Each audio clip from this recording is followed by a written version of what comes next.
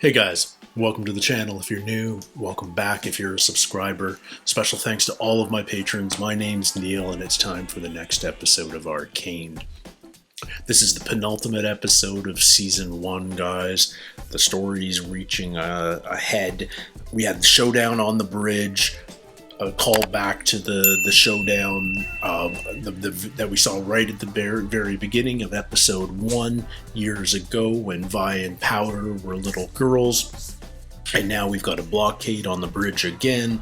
We have a bunch of enforcers, including Marcus, killed by Jinx's explosive butterflies, explosive firelights. Jinx appears dead. We don't know what happened to Echo. We know Caitlyn was injured prior to the explosion, and Vi took her off the bridge into Piltover. One more time that Vi has left Jinx behind, but for the greater good. It's a shame because there's so much potential for success all around in this world, but there's so much history of distrust and prejudice and this eternal class struggle to overcome, and it's just not possible. It's just, ultimately in a series like this, the message is that these dreams, these thoughts and wishes of a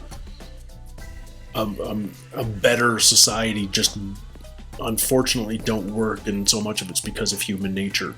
The rebellion from years ago turned Silco into the man that he is, and the man that Silco is has taken this vulnerable girl in Powder and turned her into this dangerous weapon that is Jinx.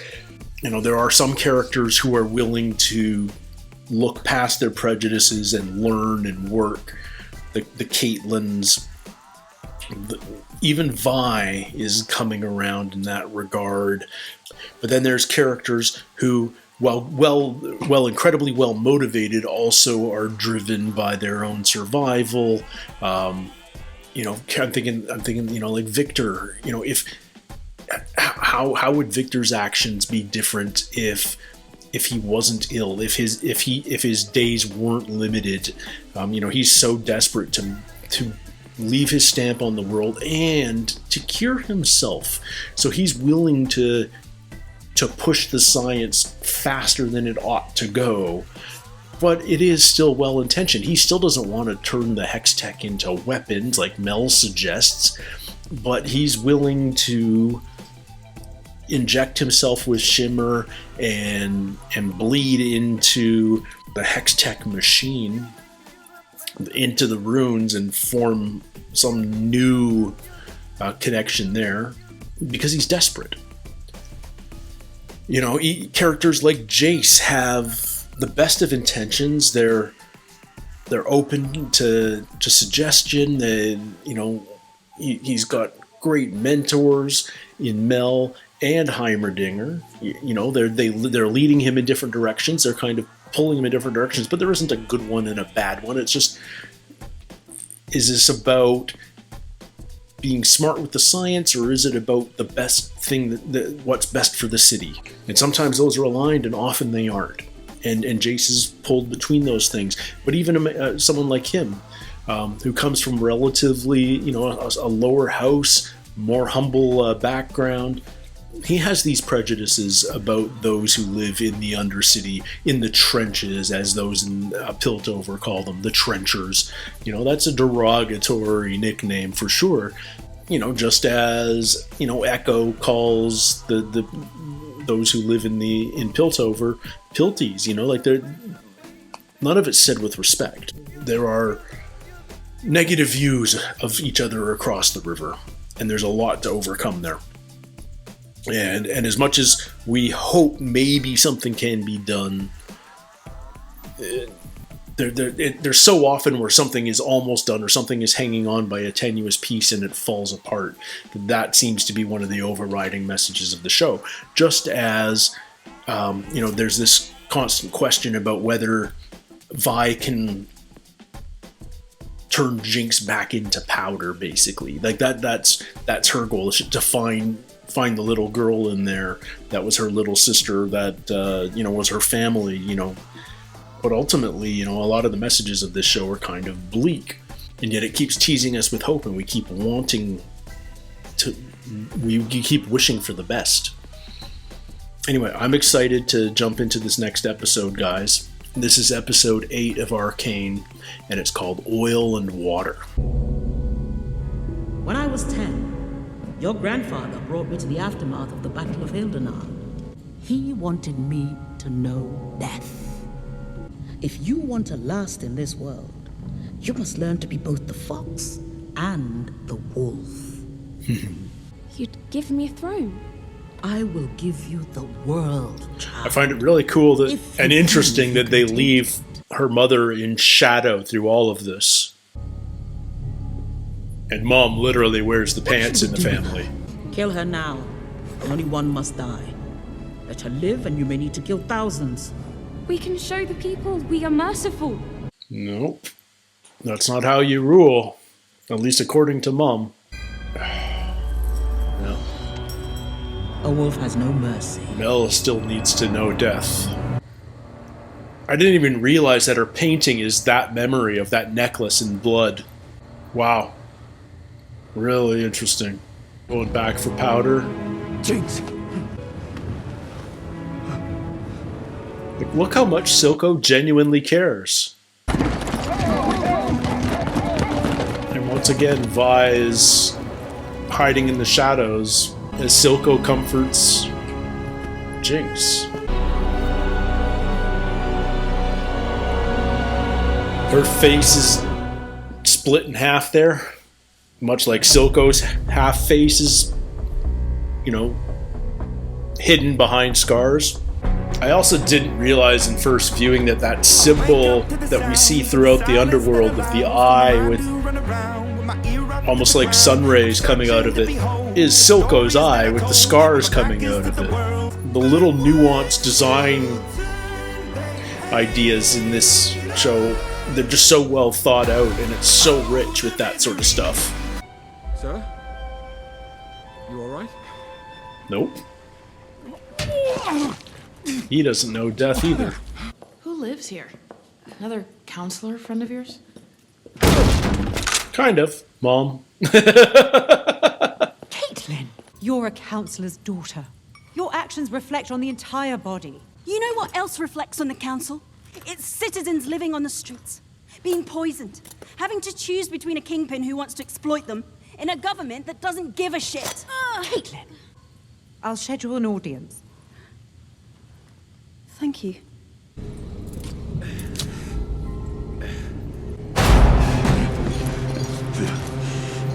What was the doctor doing right there?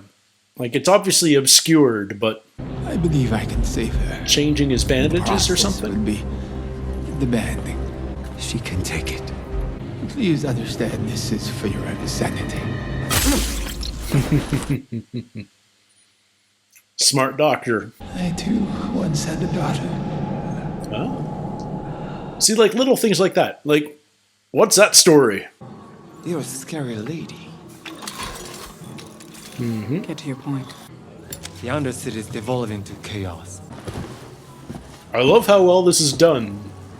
Because you honestly don't know which way she's gonna go. One dissatisfied with his performance. Like, is Savika There's gonna... bigger fish than Silco. Because we know, like, she doesn't like Jinx. We know she wishes she was Silco's right-hand man like she used to be. What an introduction this is, too.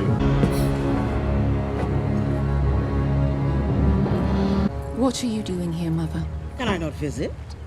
You said perhaps your sentimentality will be more at home with those soft-spined idealists overseas. She Have remembers. your father's memory. Your Jace Talus has turned his eye to hextech weaponry. I knew it. War is coming. I'm here to help guide you to the right decisions. I don't need your guidance. We'll see.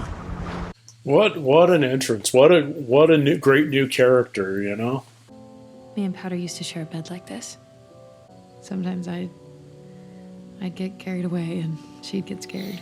I love how the layout of the two women on the bed mimics what we've seen on the CDs. I mean, obviously one is Vi and Caitlin, the other is Vi and Jinx, but gonna get you when I'm here. But it's that yin yang real monster counterpoint. I left her.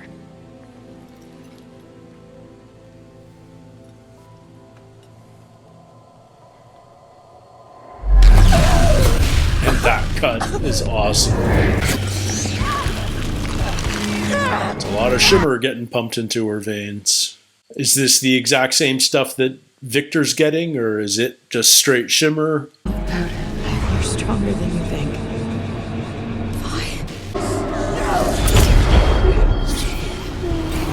No! I'm afraid it will only get worse.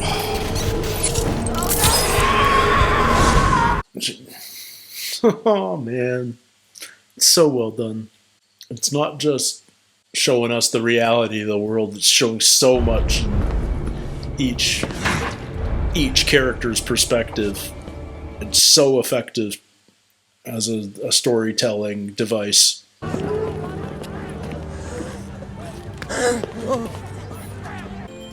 Get away from her.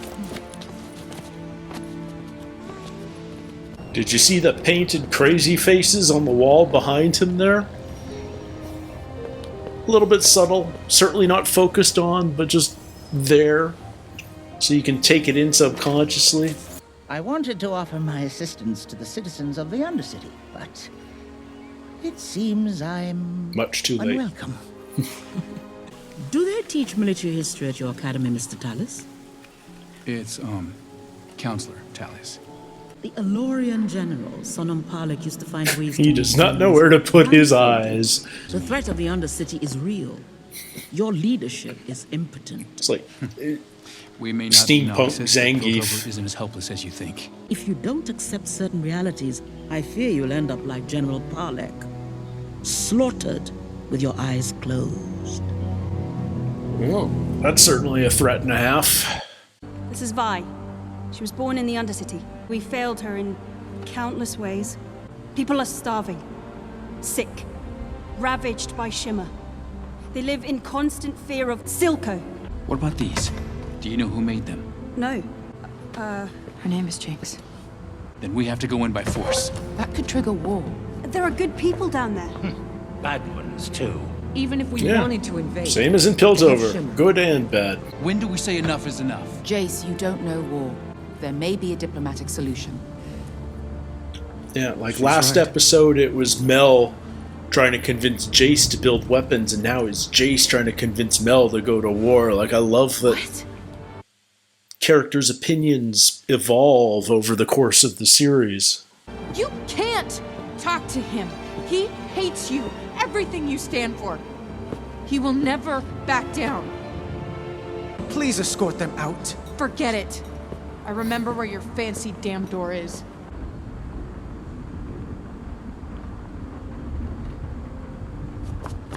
We tried, okay? It wasn't enough. Top side and bottom, oil and water, that's all there is. What about us? Oil and water. Forget me. Okay. Well, Caitlyn's definitely fallen. And Vi's trying to deny it. And how can you not be happy for Victor in all of this right now? You know, that scene early in Forrest Gump, where Forrest has the brace, but the bullies are picking on him, and Jenny tells him to run for the first time, and he runs, and the brace just falls away.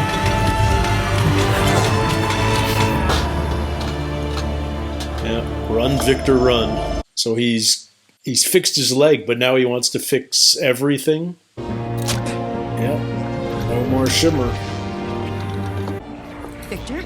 Unbalanced. He thinks he can take it. Look at all the runes he's carved in himself. He's so desperate. Inspired by your... Everything you do inspires me.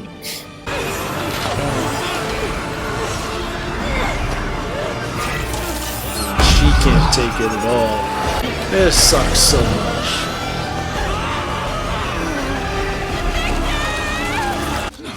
No, it can't. It can't. Just gone like that. The Hex Core is something completely different now. I want in. There is no in. You heard the council. Fuck the council. I'm not a vigilante. No. You're a victim.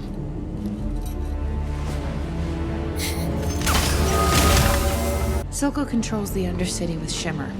Shut down his supply, and it's only a matter of time before his own people turn on him. I'm gonna make myself a hammer first. We got a deal, pretty boy?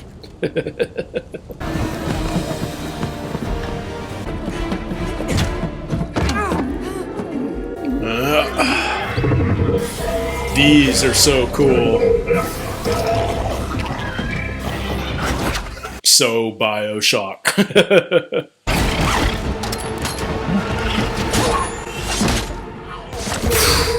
Man, one of the really amazing things about this show is the fights are so freaking cool. The choreography is amazing. There's so much special on every fight. And yet, as much as they're just like showcases and they show off all this fun action and everything, they do this really good job of pulling the rug out from underneath you, and instead of enjoying a good fight of our two heroes against these nameless enemies, the way it finishes pulls you right back and you're like, oh my god, the violence is real and terrible. Like, it's such a mature and nuanced take. Just looks so good. All the different like the yellow electricity, the green swipes, the glowing blue and pink and green. Like, it's such a colorful fight, and the imaginativity of the weapons is like, you know, obviously these come from the game.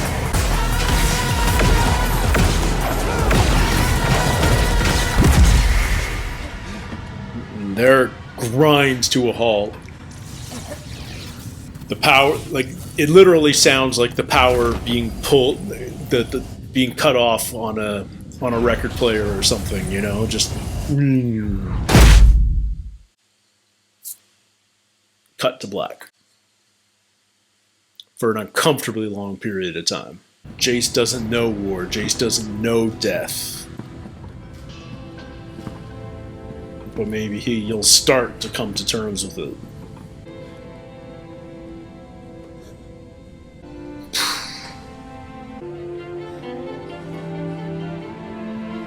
Yep. It's complicated.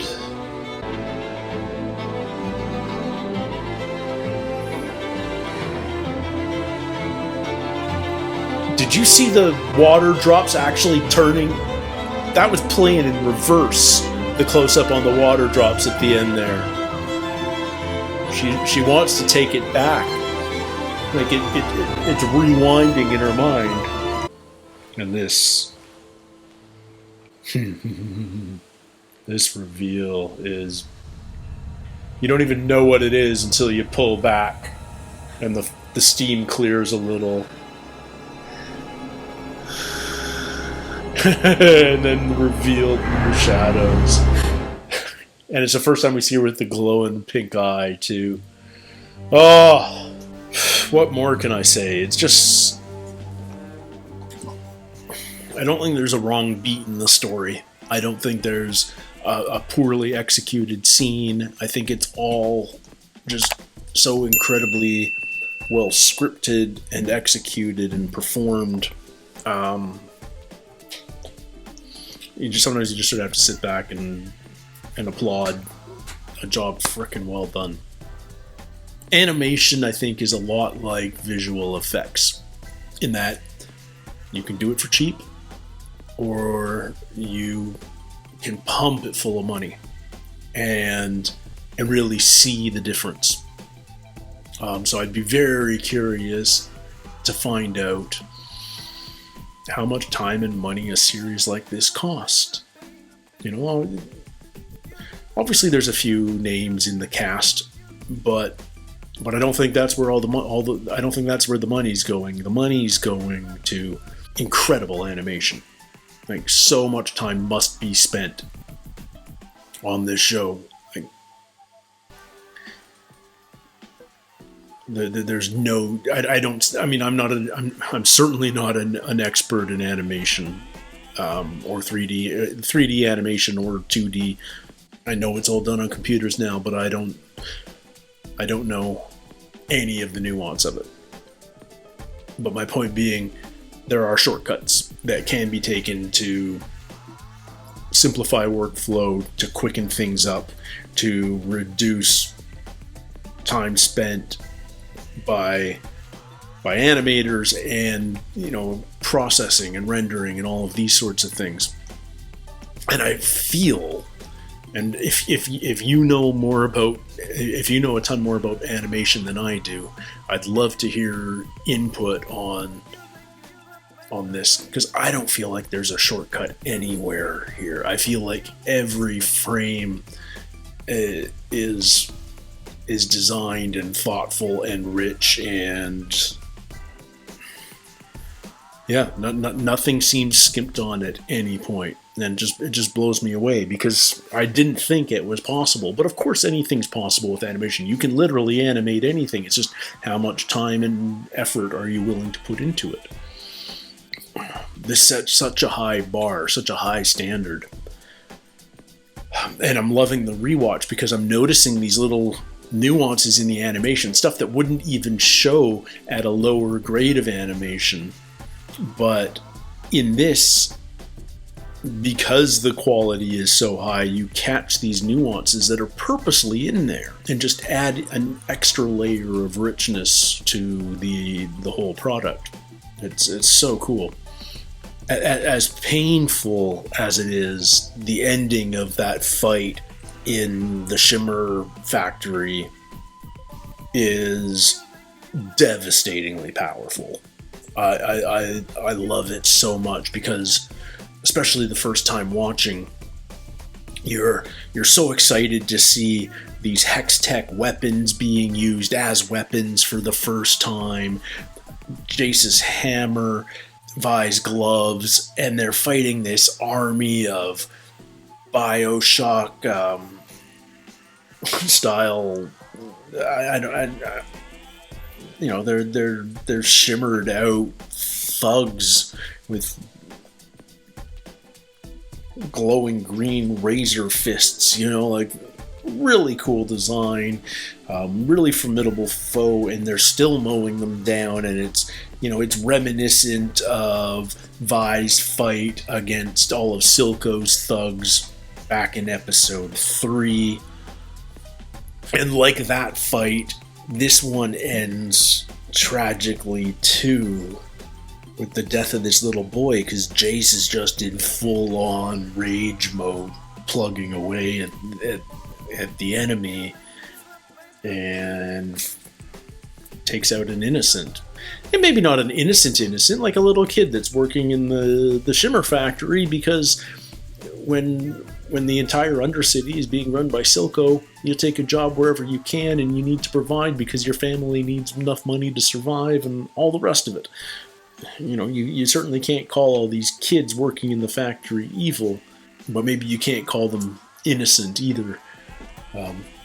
It's complicated. It's just like everything in this show. There are no cut and dry, right and wrong, yes and no issues in this story, and I think that's what makes it so compelling, and why I'm going to continue to rewatch it. Like,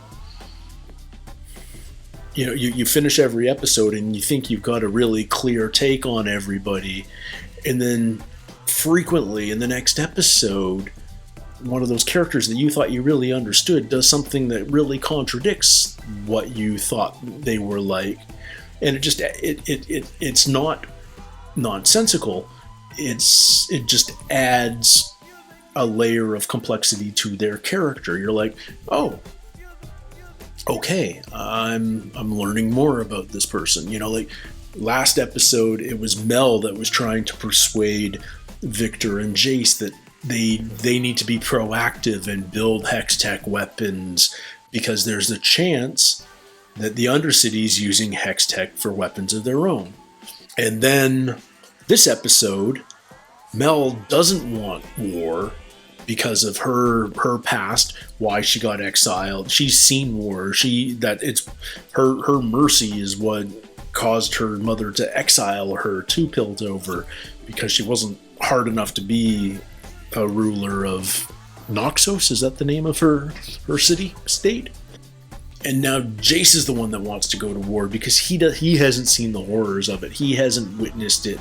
He doesn't know death. He doesn't know war the way Mel does. And I think this is what I don't think there's a character on the show that you can just sort of blanket point at and go, they're bad. Or vice versa. You can't just point at someone and go, they are 100% good. Even characters like Caitlyn's parents, they've kind of got that snobby old money vibe. They're controlling. They cut off Jace when they were his patron, and he screwed up, and then they welcomed him back as soon as he sort of was the hero of the city, the man of the future. So you don't think you like them, and then there was sort of these subtle nods between Caitlyn and her mother in this episode where you realize her mother is like really supporting her daughter in this cause at potentially career damaging stakes. So yeah, every character, not just our three heroes or whatever, has this depth. It's just incredibly well executed. And we only have one episode to go, which is a shame. I really, really hope there's more Arcane coming down the pipeline, and I hope it's not years away, because it's so much fun. It's been a revelation for me. I hope if you're seeing these, it's probably too late to be saying this. This is episode 8. I should have said this back in episode 1 or 2. If you're seeing these and you haven't checked out Arcane, that my reactions are persuading you to give it a go. You don't need to know League of Legends. I knew nothing of League of Legends, and it doesn't. I don't feel like you're missing anything. The story is so rich and real; it outpaces any video game. Anyway, that's about all I've got to say right now. I hope you come back next week to see the finale with me.